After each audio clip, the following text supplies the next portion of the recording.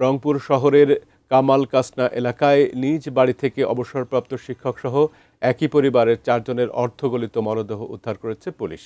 ডাকাতির পর তাদের হত্যা করা হয়েছে বলে প্রাথমিকভাবে ধারণা করছে পুলিশ।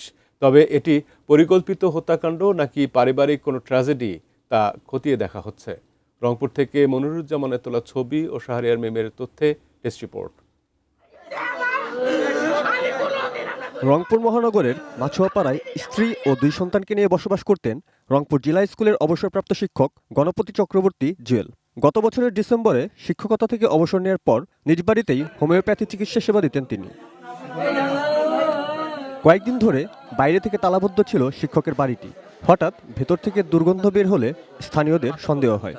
পরে পুলিশকে খবর দিলে শনিবার রাতে বাড়ির তালা ভেঙে দোতলার ছাদ থেকে গণপতি চক্রবর্তী জুয়েলের মৃতদেহ, সিঁড়ি থেকে স্ত্রী প্রীতিলতা চক্রবর্তী বালা ও মেয়ে প্রার্থী চক্রবর্তী এবং ঘরের খাটের নিচ থেকে পুত্র প্রিয়ম চক্রবর্তীর মৃতদেহ উদ্ধার করা হয়।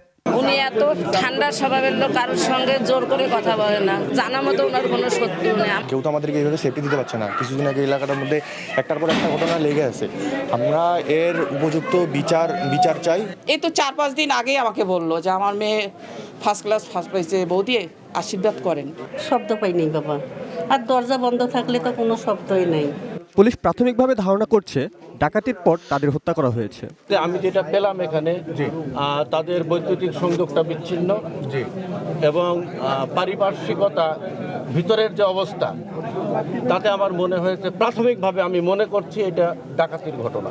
প্রত্যেকের ক্ষেত্রে আমি দেখলাম যে গলায় আপনার রশি বা গামছা বা গেঞ্জি এরকম প্যাটার্ন। আমরা এখনও ডিটেলস বডিগুলোকে টাচ করি নাই। আমরা আগে ফিঙ্গারপ্রিন্ট দেখার চেষ্টা করছি, অন্য কোনো ক্লু আছে কিনা, কোনো আলামত ফেলে গেছে কিনা, আমরা আগে এগুলো সংগ্রহের চেষ্টা করছি। হত্যাকাণ্ডের শিকার এই শিক্ষকের গ্রামের বাড়ি রংপুরের মিঠাপুকুর উপজেলার মির্জাপুর এলাকায়। এ হত্যার পেছনে অন্য কোনো কারণ রয়েছে কিনা সেটিও খতিয়ে দেখছে পুলিশ। পরিকল্পিত হত্যাকাণ্ড কিংবা পারিবারিক কোনো ট্র্যাজেডির আশঙ্কাও উড়িয়ে দিচ্ছেন না তদন্তকারীরা। Roni Hossain, desk report, ATN news.